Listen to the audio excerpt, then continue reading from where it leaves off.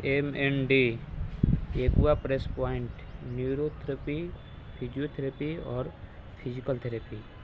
Aqua pressure neurotherapy वैसे मरीज neurotherapy दिया जाता है जिसे नस संबंधित रोग हो। जैसे में एग्जाम्पल में एक ऐसा मरीज है जिसका शरीर में सेल अर्थात कोशिकाएं नहीं बनती है, उस पेशेंट को MND। पेशेंट के बारे में जानते हैं, कुछ पॉइंट से कैसे किए जाते हैं इलाज। ब्रेन 3 प्रकार की डिवाइड में बांटा गया है, फोर ब्रेन, माइंड ब्रेन और हिंड ब्रेन। हिंड ब्रेन जो स्पाइनल कोड जुड़ी होती है जिसे सेरिब्रम कंट्रोल करता है। हिंड ब्रेन को जिस पेशेंट की बॉडी कोई भी चीज़ का अनुभव कराता है, पैर और हाथ की अंगुलियों के गतिविधियों से पॉइंट प्रेस करके नस को संचारित किया जाता है, जिसे पेशेंट को सेरिब्रम के द्वारा हिंड ब्रेन तक सूचना देता है। कुछ एक्सरसाइज और मसाज थेरेपी होता है जो इसमें मरीज को सेल नहीं बनता है, पेशेंट कमज़ोर हो जाता है, हाथ पैर में सूजन होने लगता है। इसमें पेशेंट को मशीन के कुछ उपयोग किया जाता है और अपना गतिविधि व्हील चेयर पर करता है पेशेंट। एक्सरसाइज करने से जो प्रकार का अनुभव होता है उसका न्यूरो के द्वारा संकेत मिलता है, जिसे हर पेशेंट और हर मसल्स को जॉइंट से उसको एक्सरसाइज के द्वारा उसे पेट के कुछ अनुभव होता है, जो कि उसे ठीक करने में एक्सरसाइज और पॉइंट दबाने से पेशेंट को हिंड ब्रेन के द्वारा सेरिब्रम के माध्यम से सूचना मिलता है, जिसके कारण पेशेंट को अपने बॉडी पर कोई भी चीज़ का महसूस होने लगता है। इसमें नस संबंधित बीमारी में बहुत पेशेंट को देखे होंगे कि इसमें सुनापन और कभी कभी झिनझिनी का अनुभव होता है, लेकिन कोई ऐसा भी पेशेंट होता है जिसका झिनझिनी वगैरह नहीं होता है, सुन वगैरह नहीं होता है और उसमें सेल्स नहीं बनता है, यानी मसल्स डैमेज होने लगता है। मसल्स जैसे ही डैमेज होता है पेशेंट को कमजोरी अनुभव होता है, किसी चीज़ पर जोर नहीं लगता है। उसे एक्वा प्रेशर के द्वारा पर हर अंगुली पर उसको पॉइंट को गैप को भरना पड़ता है और गैप भरने के बाद उसको एक्सरसाइज कराया जाता है, जिसे उसको ताकत मिलेगा और मसल्स में जोड़ में जान आएगा। इस पेशेंट को कुछ ऐसा तरीका एक्सरसाइज इसमें होता है जो कि बहुत सा पेशेंट को कई प्रकार का अनुभव भी नहीं होता है, लेकिन बहुत सा पेशेंट है जिसमें अनुभव का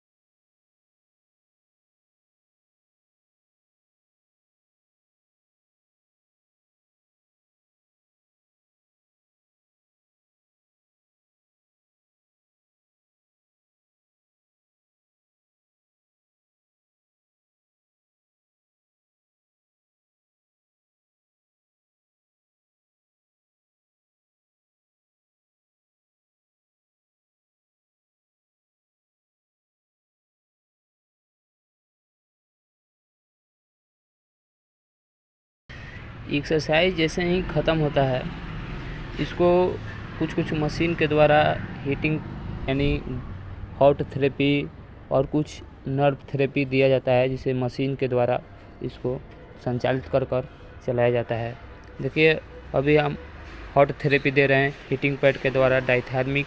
इसे कमर पर देने से कमर में जो पेन होता है, इसमें जो पेशेंट है अपने से वर्क नहीं करता है, एक एक जगह पर लेटा रहता है, जिसके वजह से कमर में अकड़न आ जाता है। इसे मसल्स में गर्मी देकर इसे ढीला कर उसको ठीक किया जाता है, जिसे इसे हीट थेरेपी कहते हैं।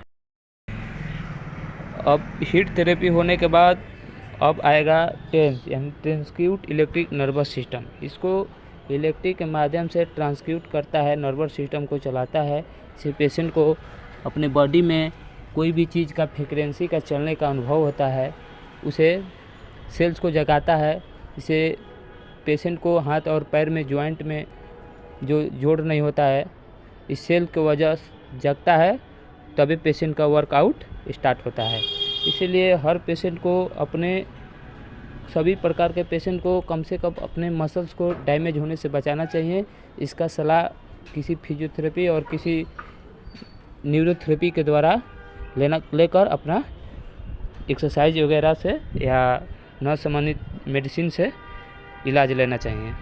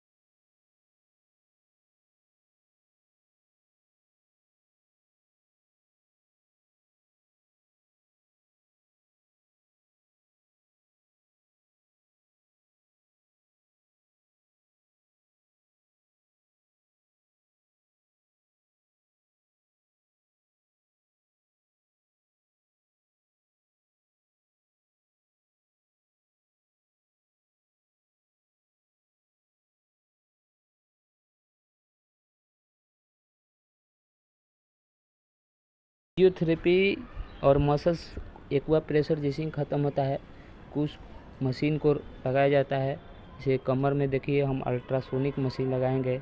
इसका 1 मेगाहर्ट्ज़ रेडियस निकलता है, जिसे स्पाइनल में जाकर रिलीफ पहुंचाता है, रिस्पेलमेंट कर देता है। इसके साथ जेल के साथ और एक पेन किलर मलहम लगेगा, जो कि पेशेंट को जाके शरीर में अच्छे तरह से पेन को और दर्द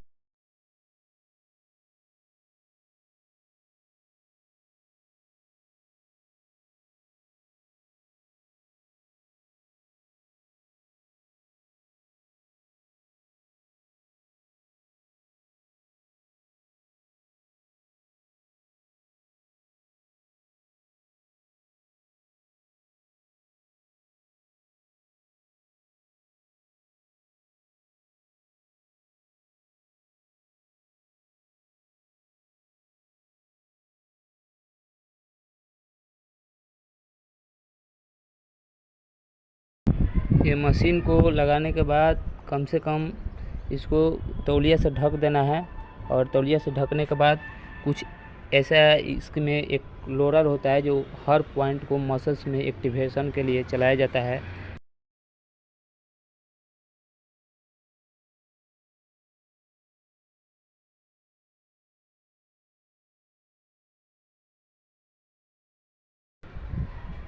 मसल्स को एक्टिवेशन करने के चलाने के बाद मशीन को रख कर इसको देखिए कैसे चला रहे हैं। इसे कहते हैं मसाज थेरेपी। मसाज थेरेपी देने के बाद पेशेंट को कमर का कसरत वगैरह कराया जाता है। हर जॉइंट पर, हर मसल्स पर इसको चलाया जाता है। अभी तो कमर पर देखिए चल रहा है, उसके बाद पैर पर चलेगा।